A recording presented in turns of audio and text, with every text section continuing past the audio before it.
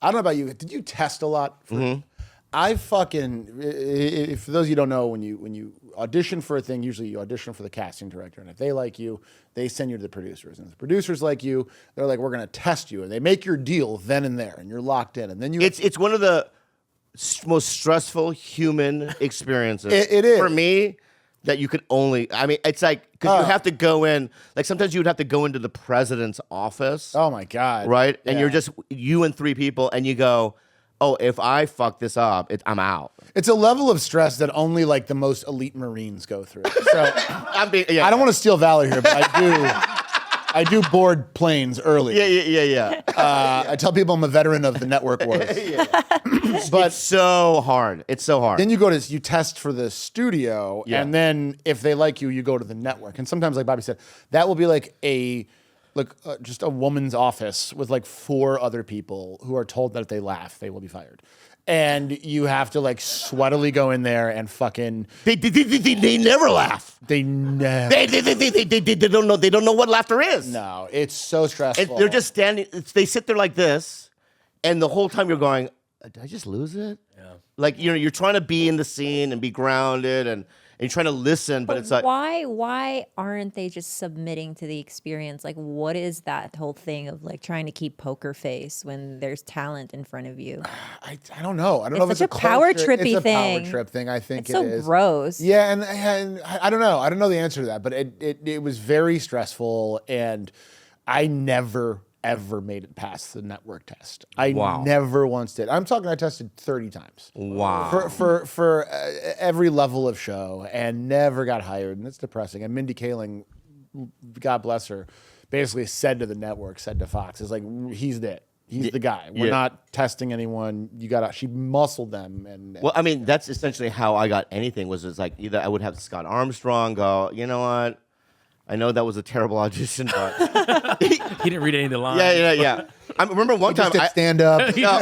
One time she dragged me to an audition by my hair. I'm not gonna get it. He's like, I'm gonna bomb. I was like, go fucking bomb then. I don't care. Just do something. Go in. Right, and I didn't even read it. He read it off the page. So I walked in there.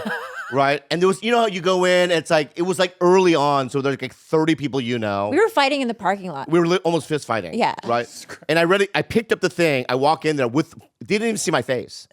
And I was like, I just said the lines. And like, this was the movie The King's Speech? Yeah, I got it. Brilliant. That was me, dude, yeah.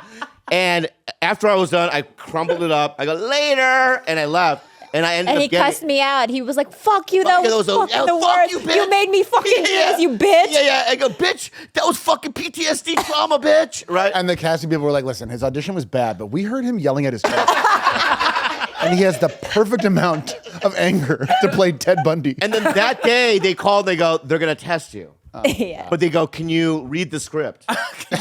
So I go, oh, I'll read it. And then that Monday, I tested and I got it. You got it. Remember? Yeah. I didn't get picked up, but I got it. I remember getting it. Ooh, I was floating. You must have been so happy. I felt so good. The reason why, I stayed in the game was because of her, because there was a point where I was just like, all I did was really wake him up and drive him. Right. Yeah. But I was like, no one's hiring me. So were you like, was this like an existential thing about like the business at large? Or were you like done with stand-up too? No, stand-up was still there, but I just kind of scared of auditioning. I was just scared because it's like, you go on so many, and it gets to a point where it's like, oh, it doesn't matter what I do in there. Because sometimes I would crush and go, oh my God, and then I would be, we put a pin in you, or one of those kind of the language that they use. And you go, oh, what does that mean? It means you didn't get shit. Right, yeah. That means no. Remember when we didn't know? They were like, oh, let's put a pin, and we thought that was a good thing. You were like, oh, I think he's in the running. Yeah. Well, I think it does mean you're in the running. No, but no one gets it. It's like we're putting a pin in you. Yeah. And we have a list of about 30 people. Yeah. And if all of them die in a plane crash, we're gonna. What does it mean though? We'll come back to you. We'll come back. It means it's basically their way of being like, don't book anything else. Wow. Yeah. I remember I went in for an audition one time for the Steve Jobs movie. Whoa. Right? And I was shooting something at the time, and they sent me the audition like it's Monday, and it's for the director, Danny Boyle, one of my favorite directors. I love Danny Spotting, Boyle. one of the greatest fucking movies. And he's in the room. He's in the room, and Aaron Sorkin wrote the movie, and he's going to be in the room. And